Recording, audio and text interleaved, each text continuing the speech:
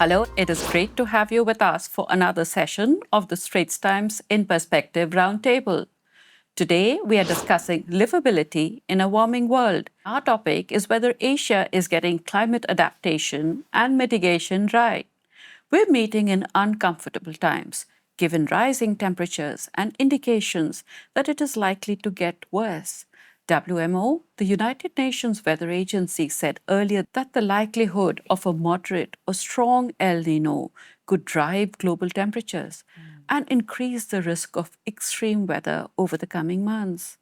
Across Asia, heat waves are becoming more frequent and intense. Cities are grappling with rising heat stress, and extreme weather events are placing increasing pressure on infrastructure, public health systems, and economies.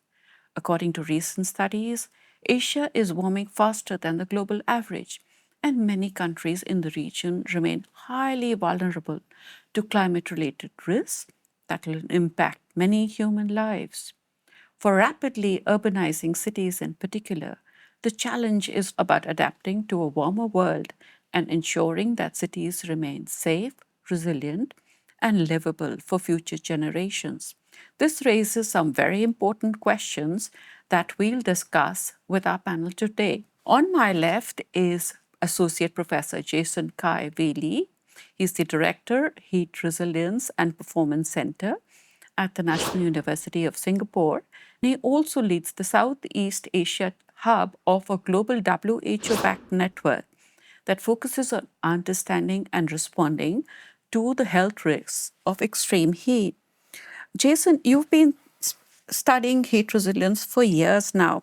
What worries you the most about the trajectory we're on?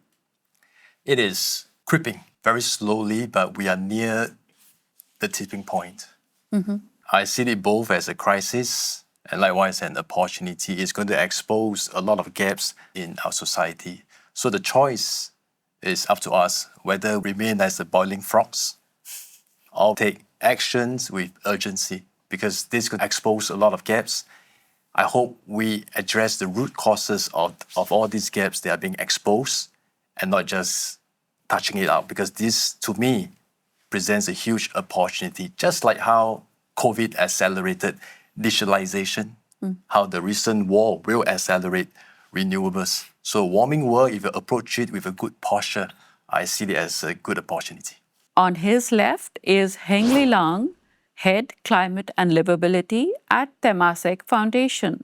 She's been with them since 2017 and spearheads the development of scalable, high-impact solutions through collective action and cross-border collaboration. Her work focuses on driving systemic change in climate resilience and decarbonization with a strong emphasis on innovation and partnerships. Li Lang, from your work across the region, do you think Asian cities truly appreciate the scale of the climate challenges they're likely to face in the coming decades?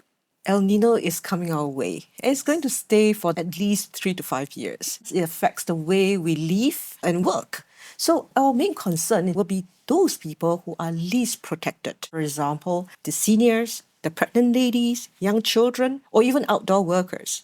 And the consequences could be dire if we cannot find solutions to protect them. We also have with us Irene Cheong.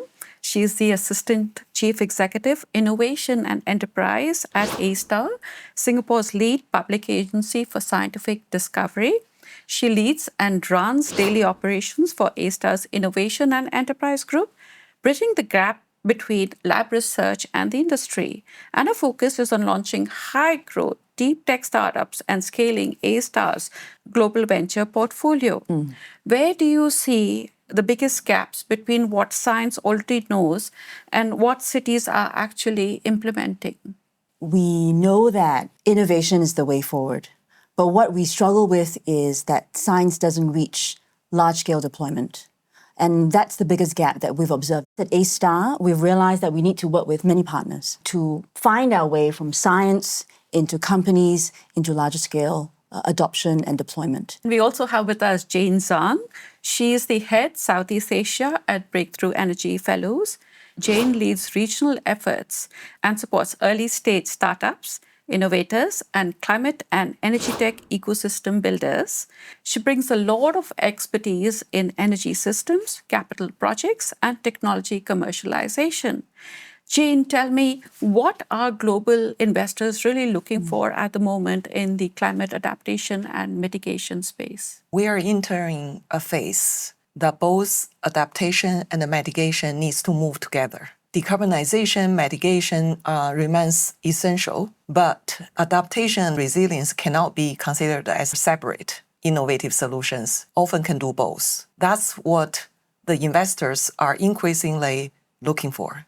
We also have Daryl with us. Daryl leads APAC growth at Estia Materials, an advanced materials startup reimagining cooling for the future of work and performance in extreme heat. Was one of the finalists at the Livability Challenge 2025.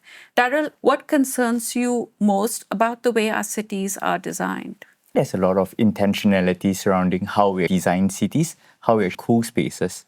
But I think the bigger question is how much of that intention is actually translated to the people on the ground and how they feel and receive that cooling effect that we desire for them. Great. Now, let me share a little bit about the in perspective research that we just did. And it's showing that heat stress ranks here as the topmost concern among all people.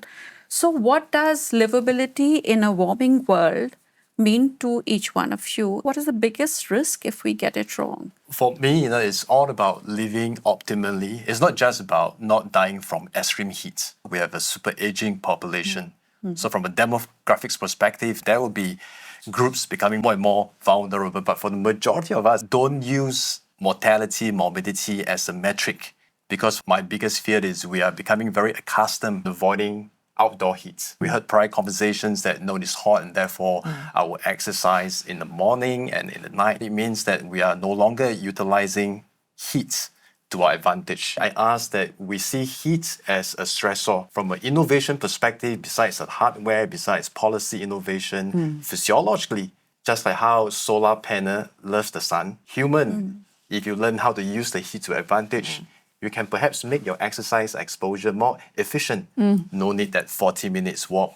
15 minutes at 10 a.m. maybe it will give you the same strain and therefore good adaptations. So begin to learn how to use the heat, because if you don't try, we will be staying indoor. Once you're indoor, your fans and AC will be turned on. Then energy crisis is getting from bad to worse.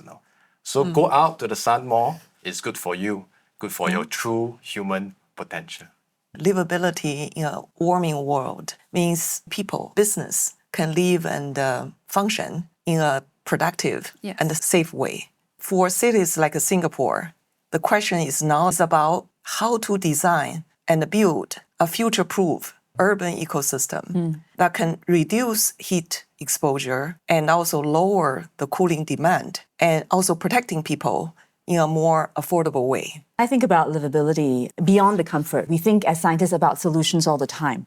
At A-Star, the things that we think about, how do we then design the urban environment playing to the strengths of the urban environment? If let's say the winds are blowing from this way to this way, from this part of the year versus this way to this way, how do we make sure that the buildings that we design, the angles that we create in the urban environment play the strengths of the natural environment versus playing against it? How do we bring comfort to the individual, be it chairs or coatings that allow us to cool very quickly through new materials or things that we can wear against our skin? I think these are the human adaptations that I have to see happening. Irene talked about the design of the building. I think it's important. The policy setting is equally important.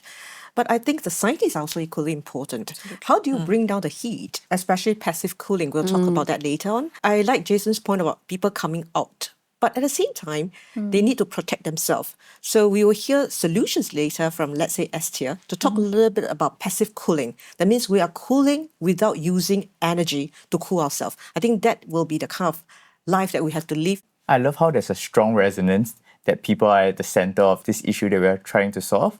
For me, livability is, can a breadwinner go to work and come home safely?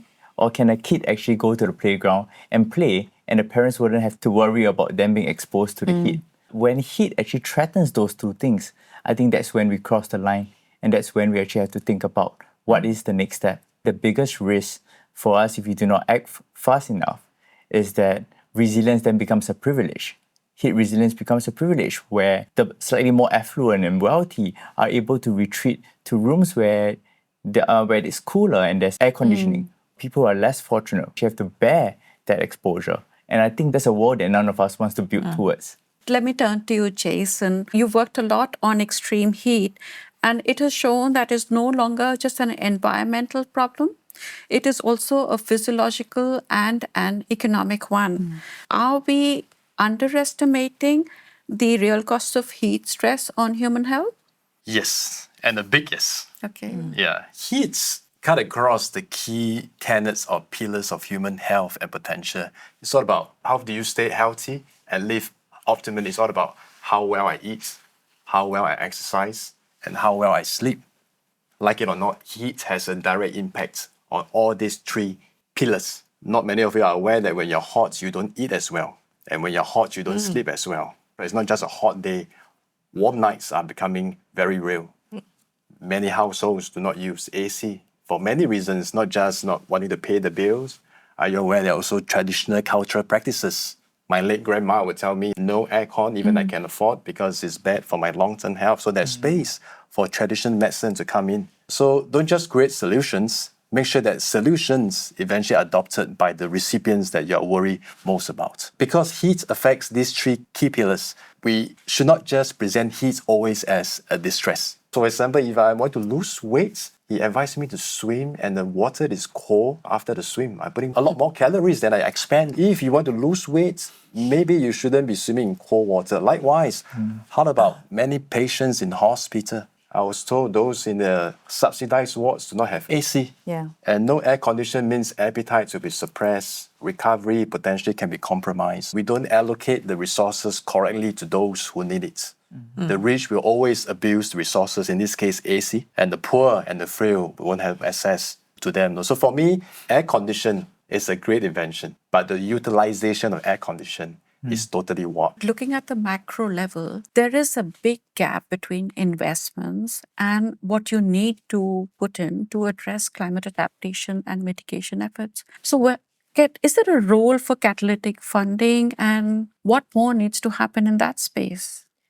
The philanthropic capital for climate is estimated at around 8 to 16 billion annually. It's a fraction of what's needed, $1 trillion needed to fill the gap. So philanthropic capital can only catalyze. They don't play the role to fill the gap in terms of making all these what's needed. At Temasek Foundation, we catalyze innovative solutions, bring them to the market, de-risk it to show that it can work, and that will attract financial market capital to help it scale and commercialize. So that's the role of philanthropic capital.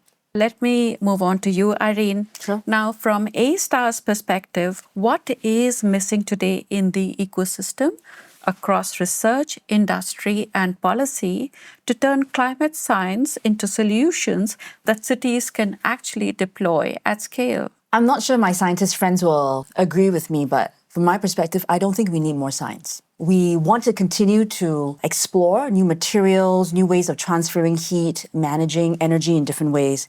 But the key thing for us is seeing the science become real solutions that cities can start to deploy. When we get feedback from our urban planners, one of the things they really struggle with is that it's so multifactorial. If I implement this technology versus that technology, or I use them in combination, what is the real net gain or loss in terms of what we're trying to achieve? And so one of the things that we've realized is that AI and simulation becomes critical. As we look at a large piece of land or new place that you're trying to manage heat, if it's a heat sink, what are the things you can put in place and start to, in a very practical way, deduce the impact of these technologies being rolled out. So I think from our perspective, it's not just about the science. It's also the ability to bring in partners, bring in companies to work with us to then deploy the solutions in a way that they can see an impact, be it financial impact or actual real environmental impact. So you do see a big role for AI going forward. Absolutely. And simulations in general, because it's multifactorial, everybody has new ways of cooling this or the other. But when you use it in combination, what is the net loss or gain? Because sometimes it's about cooling one thing but putting energy out in another way. And to look at in a holistic way, we feel is the way forward to make things more deployable. Jane, for years, climate discussions have focused heavily on decarbonization. Are we now entering an era where adaptation and resilience innovation become just as critical? We're entering a phase where mitigation and adaptations are moving together, needs to move together. And the highest valued innovations often can do both. I want to give one example. This is one of our Breakthrough Energy Fellows portfolio company based in Singapore, Entropy Lab. They are working on commercializing a new cooling pan for buildings. So this new product is specially formulated based on use a material that's specially formulated to be able to absorb moisture during the night and evaporate during the day to cool building surfaces. Not only reducing heat exposure for buildings, also reduce energy demand and emission.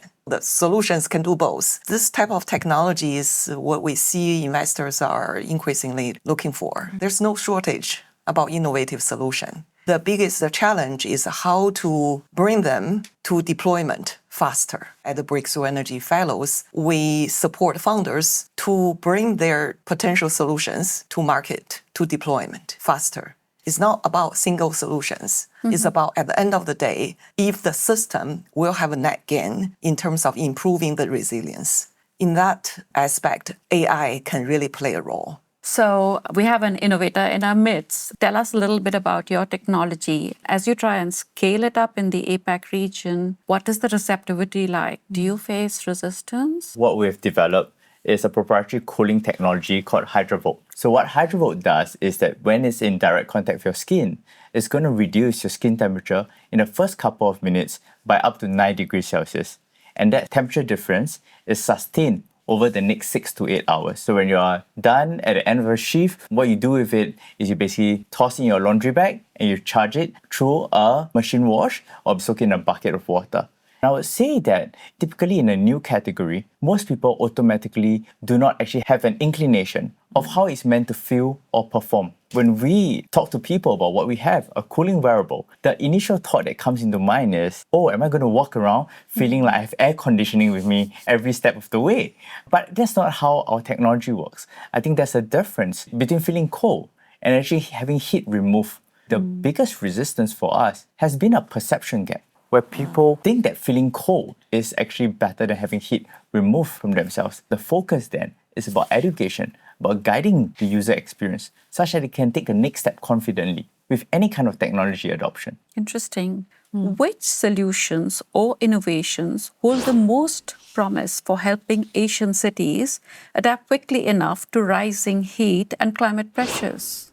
I think all solutions are important, but some solutions will perhaps not add on to the system itself. For example, if you have air conditioner system, the heat generated from the aircon is going to put it back. Yes. What is important ideally would be the kind of passive cooling. Paint, how it can cool down without using any form of energy. But what Esther mentioned, in terms of wearable, they need to just rejuvenate the material by just soaking the water. There's no refrigeration needed. So I think that type of solution will be very promising. But I want to go back to the point that everybody plays a role. You could have passive cooling, but you could have also other materials, like for example, certain materials, building material. You could also have other solutions. We are not going to rule out aircon.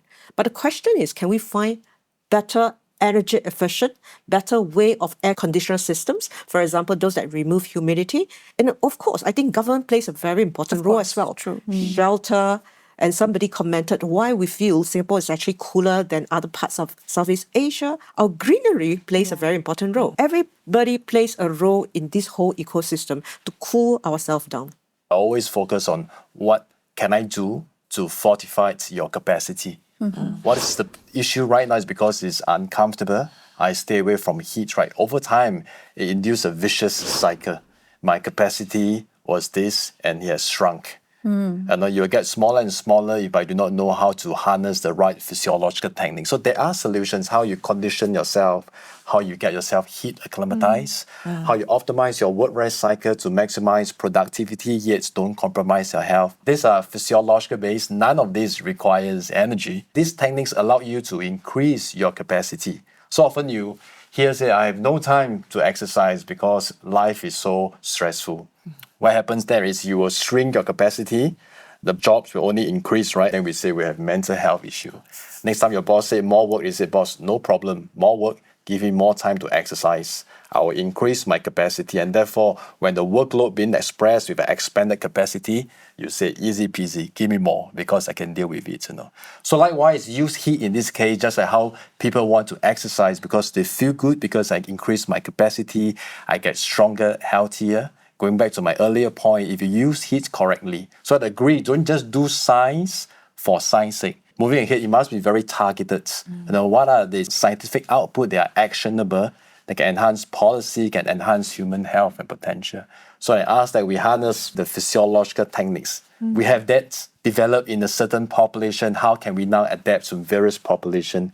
Because heat is hyper-contextualized. It's almost like buying an apartment. It's all about location, right? When you get an appointment. So likewise, to push out a heat solution, it must be hyper-contextualized. Jane, let me ask you, when you look at solutions currently being deployed or funded in Asia, are we striking the right balance between mitigating carbon and adapting to extreme heat? I think we're getting there. Okay. But like I mentioned, this needs to be truly moving together. For example, if we're only looking at the individual solutions, they may solve just one part of the problem, but they could potentially impact the other part.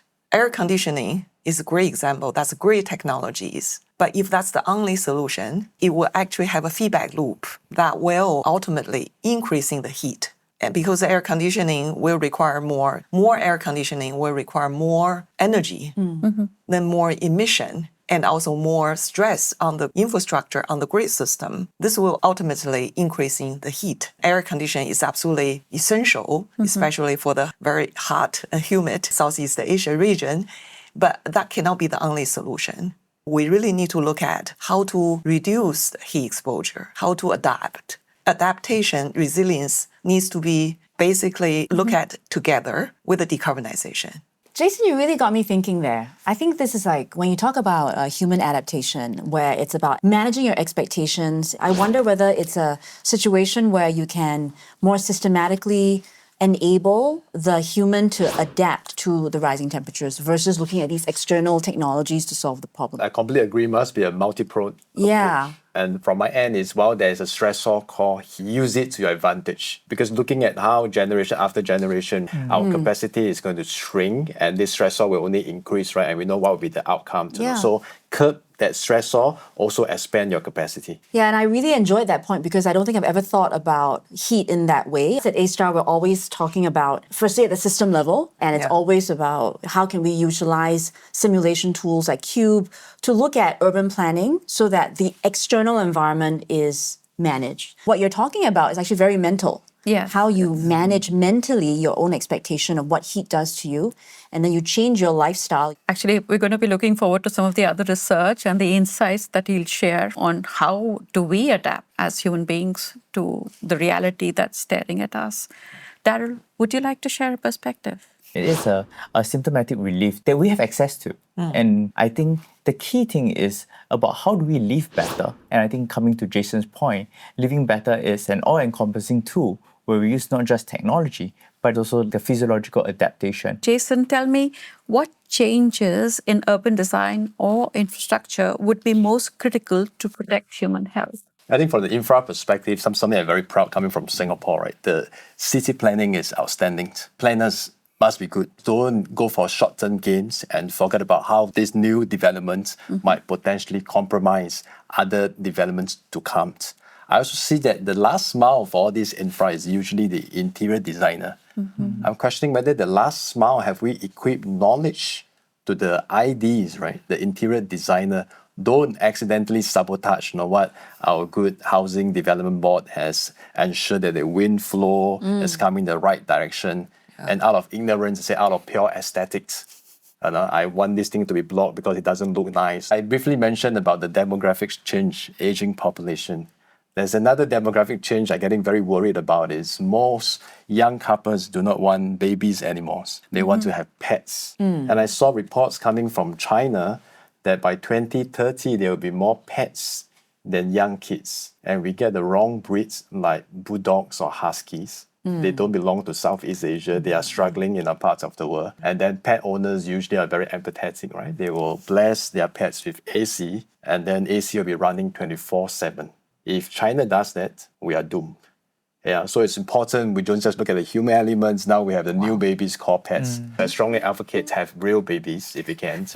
But if you choose a pet, I thought there's space to also equip the pet owners. Please don't adopt a husky or bulldogs, maybe be French or British. Honestly, I didn't know that. I usually adopt based on cuteness level. That because one health, one planet, it's not just the humans, it's not just the environment. The animals ought to be given a shout, because they are part of the whole ecosystem. To your 2 points, I think both of us have a lot of work to do, especially as far as education and training for interior designers is concerned.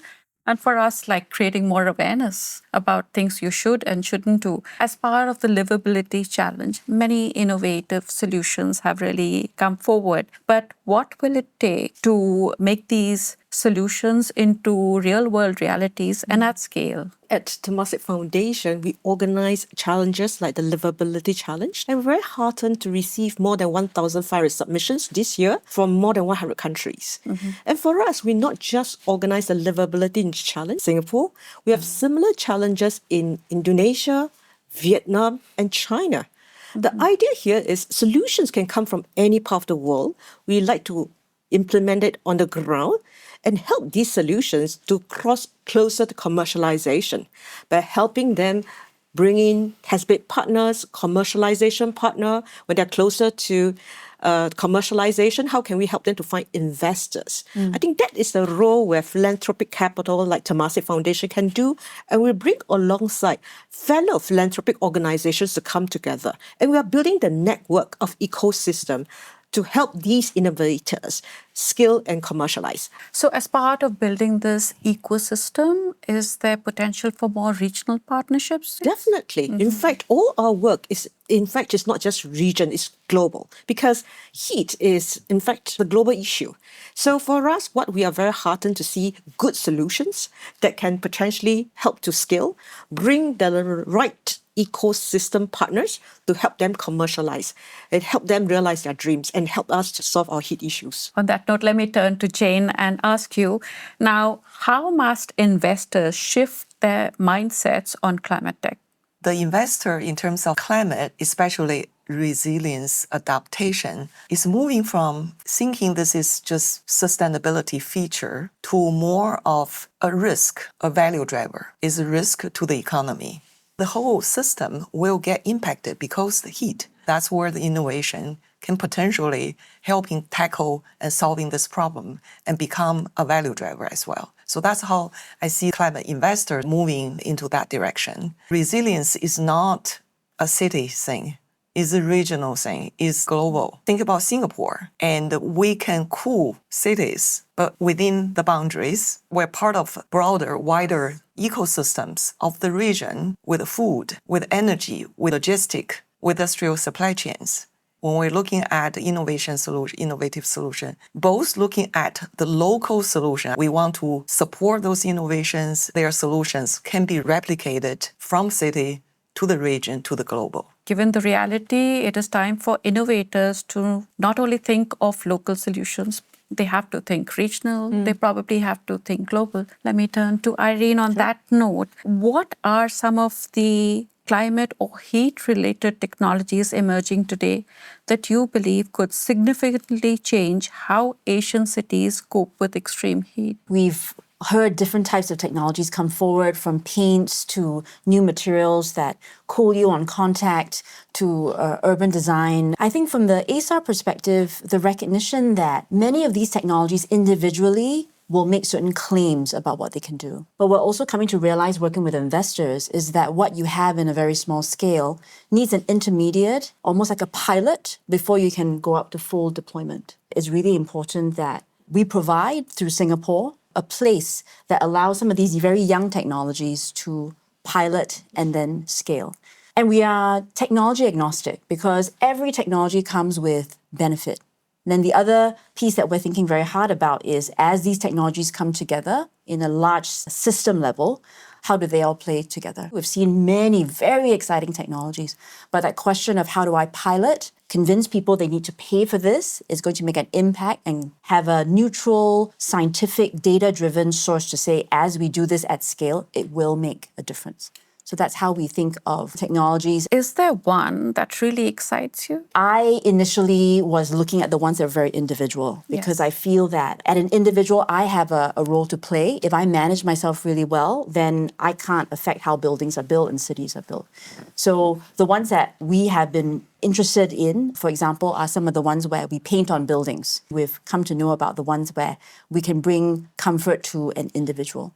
So those are the ones that we've seen become more exciting to us at A-Star. And then just to mention, we talked about the system level planning. So this is a technology or platform that A-Star had developed called Cube, and it was used in Punggol North planning as well as Tinga. On that note, let me turn to Daryl and let me ask you, like in the year 2040, will buildings, will material look very different from what it is today? When we've reached 2040, I would imagine a world where we have multiple advanced materials just being all over, right? We would have buildings that are able to stay cool without having to draw power. We would see workers who are actively protected by passive cooling solutions, or even just being able to see heat regulation in a large scale, just being able to be regulated without actually adding to the grid. And I think that's truly what we are working towards, a heat resilient city. I hope we're not being overly optimistic here. But let me ask everyone, based on current trends, this is the hard question, in Singapore and Asia, are we still on track to meet our 2050 net zero emission goals? A few countries have committed to that on paper, including us as a nation. But let's not bet on that. And while we work towards that, I think there's a lot of things we just discussed that we can do from an individual and a system level. That as we go about tackling this with additional resources, I hope. Because often I heard that the return on investment is not there. My response is when you say the investment is not worthy, you probably have not studied the nuances of how heat is damaging you. If only you would, then you realize that $1 brings back a lot more dollars here. Because it's not just about productivity, it's about accident prevention from the workplace. Because heat really cut across the whole society, from fertility, maternal health, comfort in school. I always say every school is a good school in Singapore, but not necessarily a cool school. And thermal discomfort can potentially affect how we learn. All kinds of occupations, aging population. So it's value for money. It must go into your fiscal budget. That is a journey. We need to convince and elicit these are the return on investment. We didn't talk about traditional indigenous practices of heat management. Often that context comes with very little resources, but tackle environmental stress off very well. So there's a portion for us to also learn.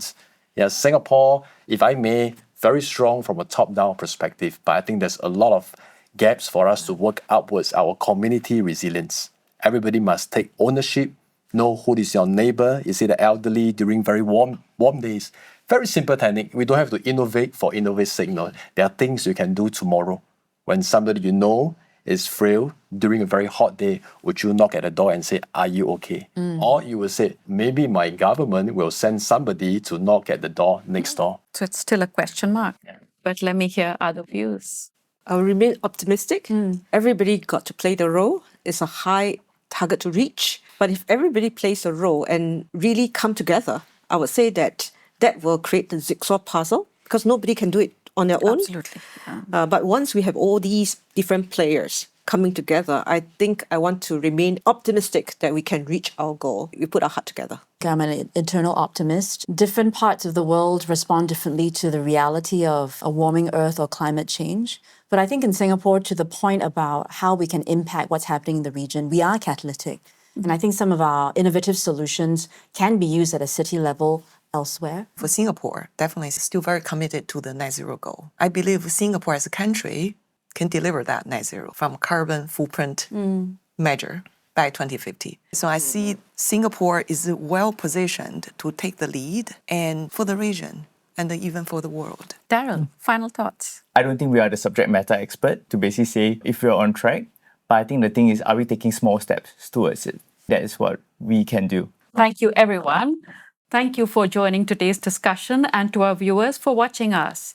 We hope the perspectives and insights were meaningful for you. From the conversation we've had today, it seems clear that this issue will stay with us for a very long time to come, even as efforts continue on several fronts to improve livability in a warming world. Do keep watching the Straits Times In Perspective Roundtable. We will be bringing you more sessions for fresh insights, real perspectives, and meaningful dialogue on issues that matter to us in the months to come.